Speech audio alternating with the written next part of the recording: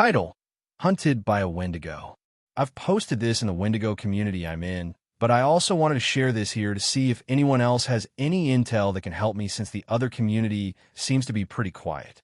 I realize how unbelievable this story might be, but I assure you it's entirely true. I've had countless experiences with the supernatural since I was 4. I'm 33 now, but this is one of the most terrifying ones I've had.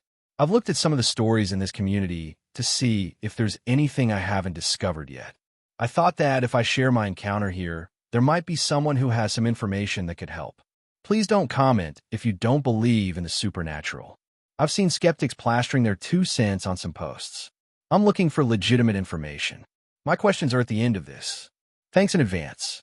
I had an experience with a Wendigo this fall in early October in northern Minnesota in a state forest very close to, if not on, a reservation.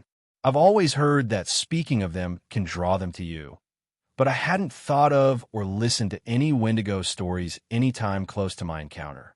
I was staying with some very dear friends, I'll call them M and C, and they have a camper in their yard by the lake for guests to sleep in. I had walked down to the camper from the house with my miniature Dachshund, Ebony, around midnight and found that I needed to set some things up, primarily the heater. By the time I was done getting everything in order, it was approximately 1:30. I never thought to lock the door because, really, I figured it's in the middle of the woods, so there was nothing to worry about. I was wrong. I had closed the curtains, thank God, and I was having trouble falling asleep because my anxiety was going mad. M and C's dogs were barking outside, and their geese wouldn't stop honking. Ebony, who usually sleeps under the covers, was sitting on my hip while I laid on my side, and I could feel her turning her head back and forth like she was trying to track something outside. I tried tucking her under the blankets to calm her down, but she kept returning to her perch on my hip. I have no idea how long I laid there. I would say at least 40 minutes when all of a sudden I heard M's voice outside the camper. "Anybody in there?" And what sounded like claws dragged down the side of the camper. I almost called back to her when I realized, number 1, she and C were both fast asleep by now, and number 2, M knew I was in there, she wouldn't ask if anybody was. Suddenly, I noticed everything had gone absolutely silent outside. The dogs and the birds had stopped carrying on. The gusts of wind had even stopped. It was the kind of silence you hear about in horror stories. How the woods go mute when something evil is in the area. Then another thought hit me. Ebony would be losing her SH*T and barking at the door if that had been anything human.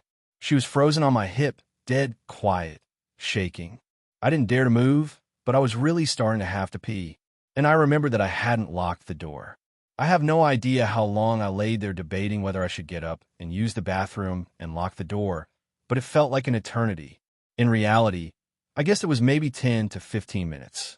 I thought it may have been a skinwalker at first, but remembered they don't mimic the voices of your loved ones to lure you into the woods. Wendigo. I knew these creatures, demons, whatever they are, can lure humans out of their abodes if they make eye contact with you, and everything in me was screaming to make sure I didn't look outside.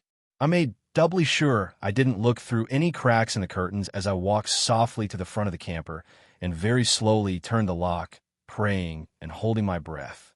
I made sure to keep my eyes away from the windows as I crawled back in bed, and pulled Ebony close, and she finally stayed under the blankets. I stuck a peek at my phone for the time before I laid down, figuring it had to be close to 3 a.m., the witching hour. It was about 2:30.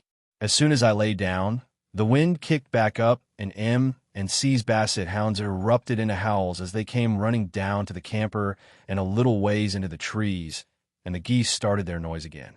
I heard the bassets come back to the camper, barking a few more times before they laid down outside the door to protect me. I didn't get out of bed again that night. I told M and C what had happened the next morning. I think I was hoping M would say she had come down to check on me and Ebony, but she confirmed what I already knew. They had gone to bed as soon as I'd left the house.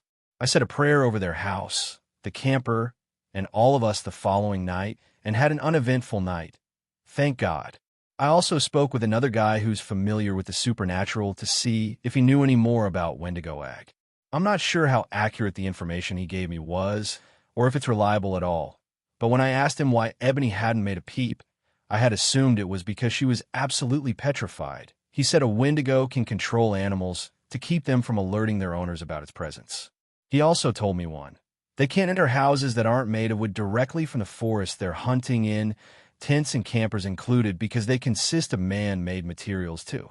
A lock is useless. They can unlock and open a door, so they can try to lure you outside. And 3, they typically stay in the woods, but they will come into a smaller town and never into a city. I had never heard of any of what he told me before, so again, I can't speak for accuracy, but I also haven't researched the claims either. He also advised me never to go outside to pee at night if I ever go camping, and to bring a bucket or something to use, and to make sure that I always close tent flaps and curtains before falling asleep. He said if the flaps are open so you can see outside, the Wendigo can make eye contact with you and draw you out.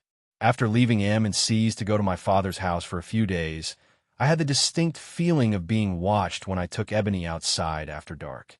My father lives 3 hours away from M and C, but his house is in the country. I told myself it was only the fear from the experience and what I know about the Wendigo triggering an overactive imagination. I never heard anything, and I watched Ebony's behavior very closely, and she didn't act like she had in the camper. I'm moving back to that area from Canada, and this experience has been weighing heavily on my mind. I've been trying to find any information about warding them off, or if they have a home hunting range like cougars do, or if they move on from a region. My prayers did work the second night, so I figure I can pray over the property. I also have holy water that I can use, since the Wendigo is an evil spirit that possesses people or physically manifests. Frustratingly, a majority of what comes up in searches is utter garbage like Wikipedia. Does anyone know if a Wendigo stays in one area? Are my concerns about it coming back when I get moved into my cabin warranted? Or am I worrying excessively? Do you have any tips for warding them off?